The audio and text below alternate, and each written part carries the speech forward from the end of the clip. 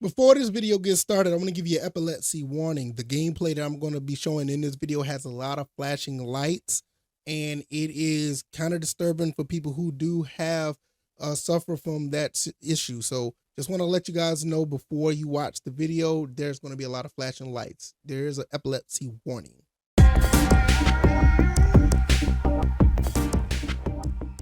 I ran across this article by Voultar the other day and basically showing that his lab was ransacked. And the first thing I thought, like, is this real? This is unreal.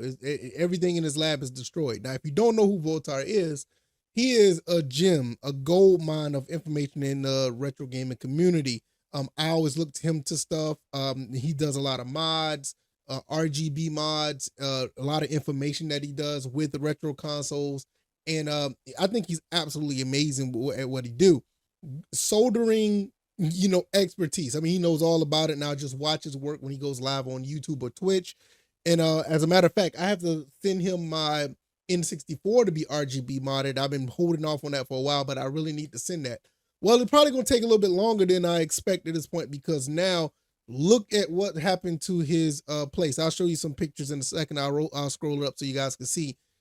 Everything was absolutely destroyed. Now, there's some things that were, pretty much salvaged, but it doesn't make any sense. I don't understand why this happened and who would do something like this. He said it may be a meth head that did it. Somebody's on drugs maybe came in there. I would not be surprised, but there's a lot that he's shared so far with this situation. And I don't want to go through a complete timeline, but I will link this post to the in the description if you want to check it out.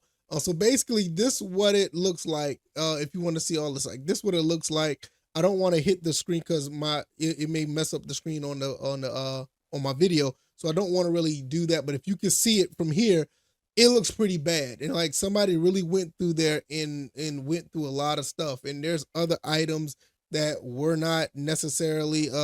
I don't think they were destroyed, but I don't know, because I didn't look at everything that he showed, but I did see a twin Famicom that he had. Maybe that still works. I don't want to say that it's not working. That's why I don't want to say everything's destroyed. But the room, it is. I mean, absolutely, you can see it here. But I just want to give you my thoughts and opinions on this. Like, listen, I don't know if anybody had anything against him or whatever the case may be, but this is absolutely bullshit. Regardless if it's just retro material or if it's just any type of property that's not yours. Why would you do this? I understand maybe people may come through here and go through these type of things and look for money, look for drugs, or whatever the case may be. I seriously doubt that if somebody dislikes Voultar, I could be wrong. I think if somebody would really dislike Voultar and would go through this extent and destroy precious, really, I ain't gonna say invaluable, but some of the stuff you can replace, but it's really hard to.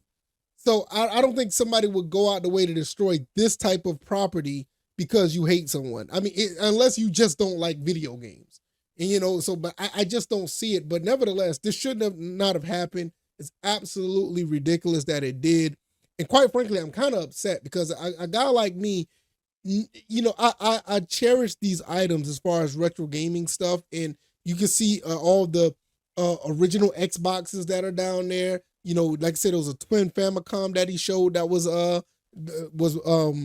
ain't gonna say it was broken, but it was damaged.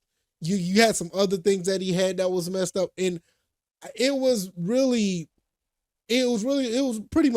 upsetting because I can attest, and I'm really attached to stuff like that.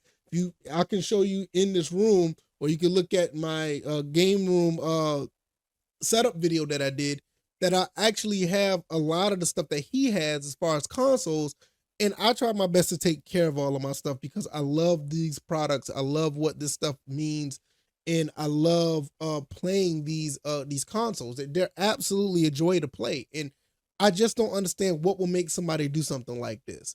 I really can't believe that stuff like this is happening to people in general, not just in retro gaming communities or whatever, but people get their stuff ransacked and destroyed and vandalized on a daily basis. And they're like, look, if it's not your stuff, leave it alone. Leave it alone. It doesn't. I don't understand like why. I will say this though. Um, I'm not sure if he has. I think it said in the post he doesn't have insurance to cover this. So a lot of this stuff may be able. He's going to do his best to salvage it, and some stuff that hopefully this stuff that's not irreplaceable, like stuff that he can get back again. But it just goes to say you try your best to preserve a lot of this stuff because a lot of these games, a lot of these consoles, they cherish a lot of good memories and have phenomenal games that go behind them, and what he's doing is basically finding a way to keep these old consoles alive. Whether if you want to play it on a CRT, you want to play it on a VGA monitor, if you want to play on a flat screen TV, he does the work to try to make this stuff happen. And he provides a service for people who want to have their consoles to live out a longer longevity, a longer life, or have longer longevity. If that makes sense, longer longevity.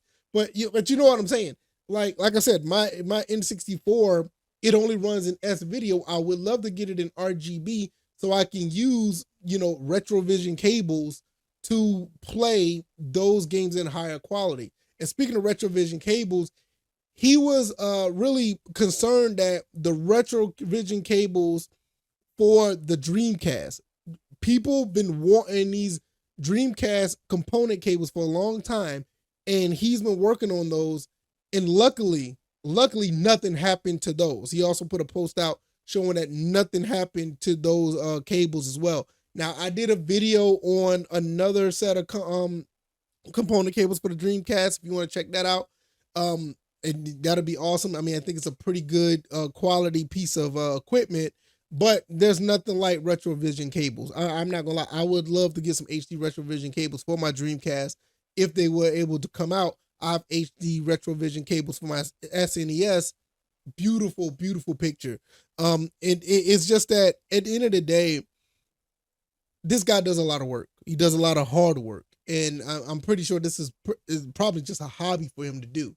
I mean, he does a lot of. I'm pretty sure he does a lot of other things, and for somebody to go through this, entire ordeal to destroy something like this is absolutely, absolutely horrible. I just can't imagine what he's going through right now, just picking up the pieces, getting things together. Quick story. I think back in 2013 or something like that. No, it wasn't 2013, it was 2003, where I had my apartment broken into at one time, and you feel a little violated. Luckily, nothing was really taken. It was just a bunch of stuff just ransacked. And even though nothing was taken, the fact that you went through this ordeal and have to witness, somebody going through your personal property, and that really sucks. And maybe even in this lab probably has has items for people. I'm not sure, and I don't want to put that out there. Maybe has some type of some customers items in here, and maybe they can't get their stuff fixed now. I don't know, but it is really, really, it really sucks that this happened. Hopefully he'll be able to pick up the pieces and continue what he do. He did say that this is not going to stop him from doing what he do. Once he gets everything together, I'll probably finally send my N64 to him to finally get RGB modded. And to be honest with you, he doesn't charge that much for the services that he provides. I think he does a fantastic job. I watch him on the streams, and it's nothing like watching him put things together, solder things together, and tell you what it does and what it's doing and why he's doing it. I think he does a great job for the retro gaming community. And if you haven't already, I highly recommend you go check him out. I mean, I think it's an absolute blast to learn so much from him. So with that being said, hopefully you guys, just send him a shout out, let him know that we support him in the retro gaming community. This absolutely sucks. You don't want to see stuff like this. He absolutely has my support. He's had my support for a long time. I've done a few videos on some things that he said and some things that he's done. And he really tried to stick up for the community when he sees, nefarious acts. I mean, just look at the whole CDR situation with limited run games. I mean, he was there for that. He was there for Gerard, Gerard the completionist. He talks about that and all these other things that's just a detriment to the community. He does step up, and he doesn't mind speaking his mind about those things. So I think that's really cool. But nevertheless, I'm gonna get up out of here. Hopefully you guys enjoyed this video, and I'll see you guys in the next one. All right, y'all, I'm out. Peace.